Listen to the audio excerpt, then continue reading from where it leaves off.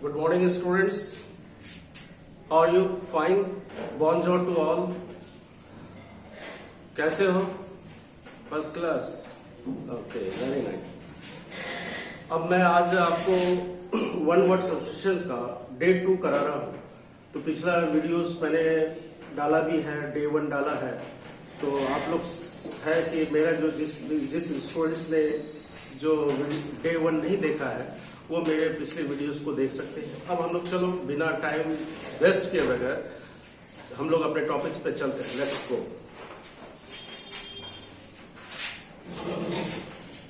देखिए ये अभी अब मैं थोड़ा सा बता दूं कि नया बैच मेरा सीरीज स्टार्ट हो रहा है. जिस स्टूडेंट्स को मेरे ऑफलाइन क्लासेस में ज्वाइन करना है वो ज्वाइन कर सकता है. और ये देखो वन वर्ड सब्स्टिट्यूशन है, अनेक शब्द के बदले एक शब्द. और ये डे 2 है. इससे पहले डे 1 में मैंने बता दिया था. और यहाँ पे एक पर डे 2 में है. देखिए, a person who has many love affairs without intending to marry. एक ऐसा व्यक्ति जिसके पास बहुत सारा अफेयर्स होता है, बिना शादी के वो बहुत सारे जिसके पास अफेयर्स होते हैं उसको आशिक कहा जाता है. इसका इंग्लिश है philanderer. A person who has many love affairs without intending to marry, उसको हम लोग क्या कहते हैं बच्चे? फिलेंडर कहते हैं. फिलेंडर का मतलब क्या होता है कि आशिक होता है. A person in his 60s, एक ऐसा व्यक्ति जो 60 साल का होता है. 60 साल के व्यक्ति को हम लोग क्या कहते हैं? सेक्साजेनरियन कहते हैं. 60 इयर्स के व्यक्ति को, 60 साल के व्यक्ति को सेक्साजेनरियन कहते हैं.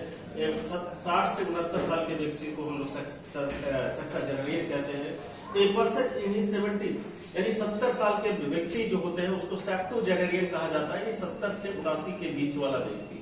दूसरा है कि one who talks in sleep, एक ऐसा व्यक्ति जो नींद में बातें करता है. ये 2 वर्ड से बना है. एक सोमनस, एक सोमनी, और दूसरा जो वर्ड है वो लॉक्यर. 2 वर्ड से बना है. रूट वर्ड है सोमनी और लॉक्यर. सोमनस में होता है स्लीप, लॉक्यर में होता है स्पीक. एक ऐसा व्यक्ति जो नींद में बातें करता है उसको सोमनी लॉक्यर कहते हैं. वन स्पेंड्स टू मच, यहाँ पे वन हु होगा. One who spends too much, एक ऐसा व्यक्ति जो बहुत ही ज्यादा खर्च करता है, जो उसको हम लोग कहते हैं स्पेंडथ्रिफ्ट. क्या कहते हैं बच्चे? स्पेंडथ्रिफ्ट कहते हैं. चलो नेक्स्ट स्लाइड में आते हैं. One who walks in his sleep, एक ऐसा व्यक्ति जो नींद में चलता है. एक ऐसा व्यक्ति जो नींद में चलता है उसको हम लोग सोमनाम्बुलिस्ट कहते हैं. और जैसे कि आप देख सकते हैं नींद में चलने वाले व्यक्ति को सोमनाम्बुलिस्ट कहते हैं. इसका हिंदी होता है निद्राचल.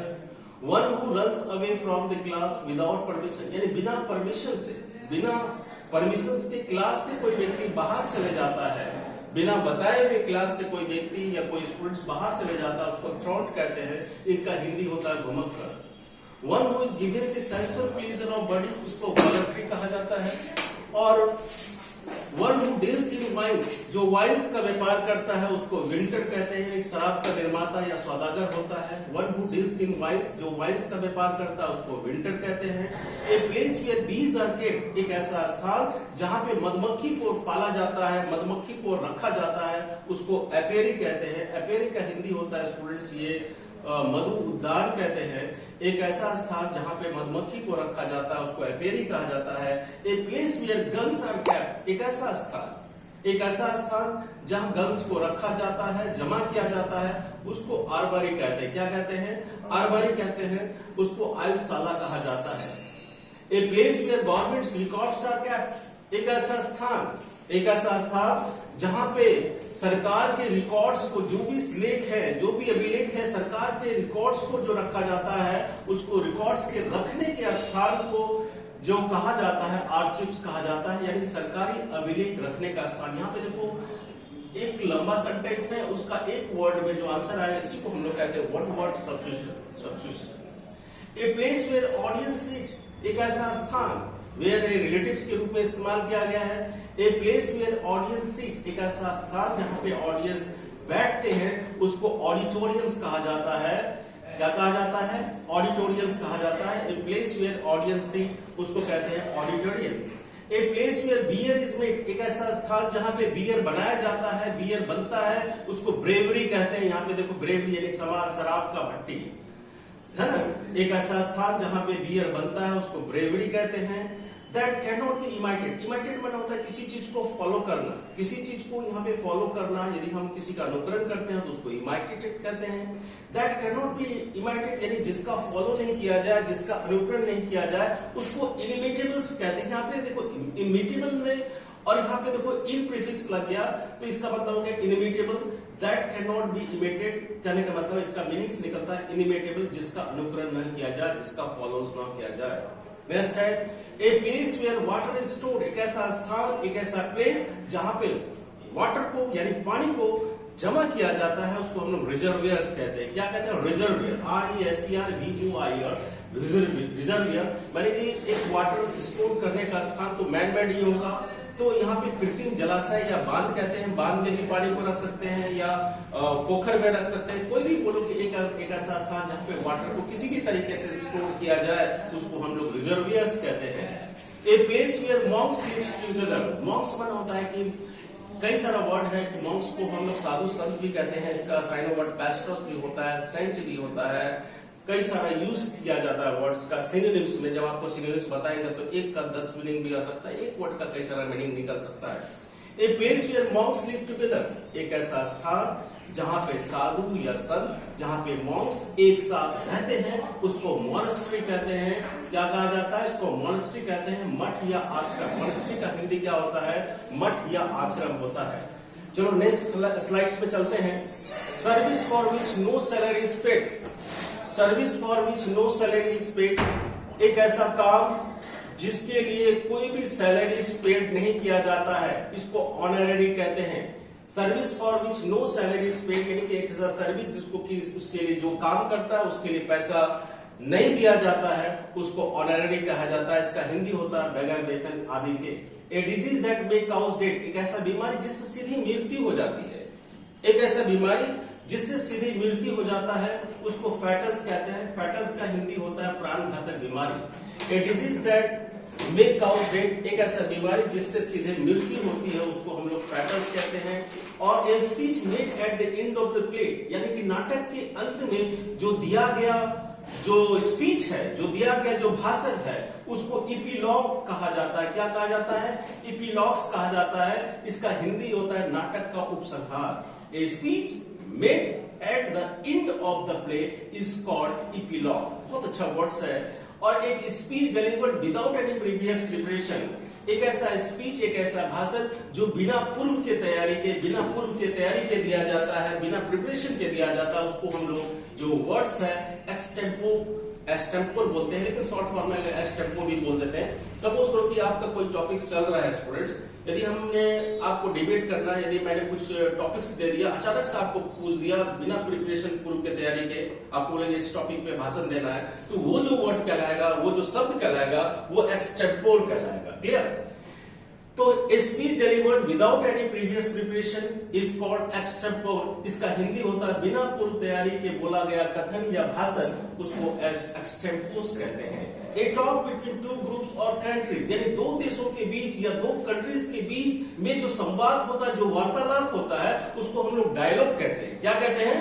डायलॉग कहते हैं। ए टॉक बिटवीन टू ग्रुप्स और कंट्री, यानी दो देशों के बीच में या दो ग्रुप्स के बीच में जो वार्तालाप होता है, जो संवाद होता है, उसको हम लोग डायलॉग कहते हैं। डायलॉग का हिंदी होता है क्या? संवाद। Clear? The study of the development of the language, एक ऐसा अध्ययन एक जिसमें भाषाओं के विकास का अध्ययन होता है। यहाँ पे डेवलपमेंट में होता है विकास, लैंग्वेज में होता है भाषा। तो भाषाओं को हम लोग अल्फाबेट्स भी बोल सकते हैं। अल्फाबेट में एस लग जाता है तो वो भाषा हो जाता है कि I know many alphabets, I know many languages. तो this study of the development of language, जिसमें भाषाओं के एक ऐसा अध्ययन जिसमें भाषाओं के विकास का अध्ययन किया जाता है, उसको हम लोग फिलोलॉजी कहते हैं। क्या कहते हैं? फिलोलॉजी। इसका हिंदी होता है भाषा विज्ञान। The study of the weather forecast, एक ऐसा अध्ययन जिसमें कि मौसम का भविष्यवाणी किया जाता है। जो एक विभाग होता है हमारे भी इंडिया में भी, स्टेट में भी, इसको हम लोग मौसम विज्ञान का जिसमें अध्ययन होता है उसको मेट्रोलॉजी कहते हैं। METEOROLOGY, meteorology. The study of the weather forecast एक ऐसा अध्ययन जिसमें वेदर का भविष्यवाणी किया जाता है, मौसम का भविष्यवाणी किया जाता है, फोरकास्ट को भविष्यवाणी किया जाता है, उसको हम लोग मैथोलॉजी कहते हैं। The study of the races of mankind, माने कि मानव, जिसको हम लोग इथनोलॉजी कहते हैं। क्या कहते हैं? The study of races of mankind, जिसमें मानव जातियों का अध्ययन किया जाता है, उसमें हम लोग जो है उसको हम लोग इथनोलॉजी कहते हैं।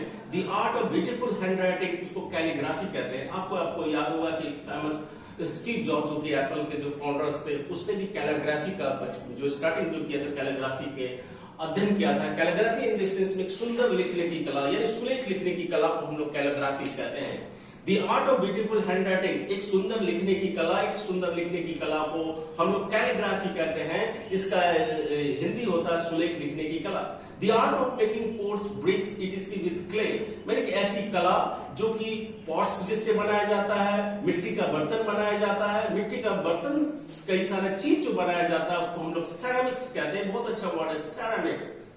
Next, the study of colours, जिसमें कलर का अध्ययन किया जाता है, अलग अलग कलर्स का जिसमें अध्ययन किया जाता है, उसको क्रोमेटोलॉजी कहते हैं। क्रोमोटोलॉजी, CHROMOTOLOGY, क्रोमेटोलॉजी, जिसमें कलर्स का अध्ययन किया जाता है, उसको हम लोग क्रोमेटोलॉजी कहते हैं। नेक्स्ट है a system of government in which only one party is allowed to function, बोलता है कि एक ऐसी सरकार की ऐसी प्रणाली जिसमें एक ही पार्टी, एक ही दल को किसी भी कार्य करने के लिए अनुमति होती है। A system of government in which only one party is allowed to function, माने कि सरकार की एक ऐसी प्रणाली जिसमें एक ही पार्टी को किसी कार्य करने के लिए अनुमति होती है, उसको टोटला, देखो बहुत लंबा वर्ड है, इसको बोलेंगे टोटलिटेरियनिज्म। देखो TOTALITATRIANI, बहुत बड़ा वर्ड है, इसको थोड़ा सा ध्यान में रखना। टोटलिटेरियनिज्म, एक दलीय तंत्रवाद। क्लियर? अब हम चलते हैं rules in the hands of few. चलो, rules in the hands of few, यानी कुछ ही लोगों के हाथों में जो शासन होता है, एक ऐसा जो शासन, एक ऐसा जो सत्ता, जो कुछ ही लोग, ए फ्यू माना होता है कुछ लोग। फ्यू और फ्यू, द फ्यू का प्रयोग आपको पहले प्रीवियस क्लासेस में बताया था। Little a little the little का प्रयोग प्रीवियस क्लासेस में बताया था। फ्यू और फ्यू, द फ्यू के बाद में जो नाउन होगा वो प्लूरल होता है, और little a little the little के बाद जो नाउन होता है वो सिंगुलर होता है, अनकाउंटेबल फॉर्म में होता है। ए फ्यू माना होता है कि फ्यू माना नहीं के बराबर, फ्यू माना कुछ थोड़ा, द फ्यू माना जो कुछ थोड़ा, मीनिंग्स निकलता है।